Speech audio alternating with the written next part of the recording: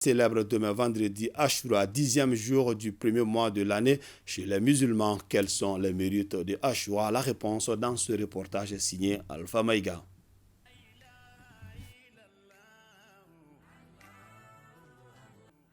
Au Mali, pays laïque à plus de 95% de musulmans, aujourd'hui elle est entrée dans les mœurs des fidèles. Comme les autres fêtes musulmanes, Ashura met l'accent sur plusieurs bienfaits, dont le jeûne par exemple. Il s'agit de jeûner 3 jours de préférence, c'est-à-dire le 9, le 10 et le 11 du premier mois de l'Hégire, c'est-à-dire le mois du sacré de Muharram. En deuxième degré, si on ne peut pas jeûner les 3 jours, il est recommandé de jeûner 2 jours, c'est-à-dire le 9 et le 10. Alors, il y a le niveau le plus bas qui est de jeûner une seule journée, c'est-à-dire le 10 du mois de Muharram. Les mérites, c'est que Dieu vous donne la récompense toute l'année écoulée, toute l'année précédente. Tous les péchés seront absous, seront pardonnés par Allah subhanahu wa ta'ala pour toute l'année précédente. Nous, on ne gêne pas. Comme lecture du Coran, à cause de l'imam Hussein, le deuil qu'on a fait pour le prophète et sa famille, que Dieu exauce nos vies. Bien avant que le ramadan soit obligatoire, mais après l'avènement du ramadan, Inch'Allah, donc c'est devenu surrogatoire. Ashura est le 10e jour du premier mois de l'année chez les musulmans, comme le début du nouvel an dans le calendrier grégorien.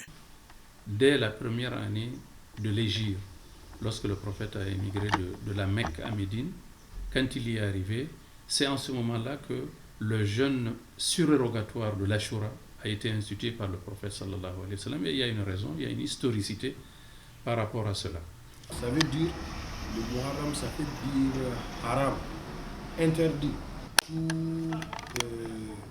les guerres, les conflits sont haram dans le mois de Muharram. Depuis autant, avant l'islam, on appelait ça Ashura, Ashara, comme 10e, 1, 2, 3, 4, 9, 10. Toutefois, dans les milieux religieux, Ashura est surtout fêté à travers la lecture du Saint-Coran et les prêches. Dans toutes les mosquées et les lieux publics, les imams et autres grands prêcheurs tiennent en haleine les fidèles qui font le déplacement. Chez les chiites, ils prennent ces jours comme un jour de deuil.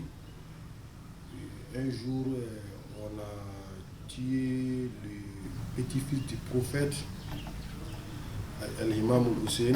Voilà, chez nous, donc, on pleure, on s'habille avec les noirs. Obligatoirement, on prie à cause de l'imam Hussein, à cause de la famille du prophète. Dieu bénit le Mali, bénit le Mali. C'est un moment qui nous permet, un moment de spiritualité intense, qui nous permet de revenir à Dieu. Nous revenons à la paix, au vivre ensemble, à la compréhension mutuelle et à la cohésion sociale. Dans les familles, la commémoration de cette journée se manifeste aussi par la préparation de plats copieux. Quand vous jeûnez, on parle évidemment de la rupture du jeûne, où les repas sont préparés. Donc c'est véritablement un événement annuel dans la vie des croyants et des croyantes. Loin de la ferveur ou de la mobilisation que suscite la commémoration de la fête du Mawlud, de Ramadan ou encore la fête de Tabaski, la célébration d'Ashura au Mali gagne les milieux religieux et même l'État malien qui la rend chômée et payée. Bonne célébration d'Ashura à toute la communauté musulmane. Le conseil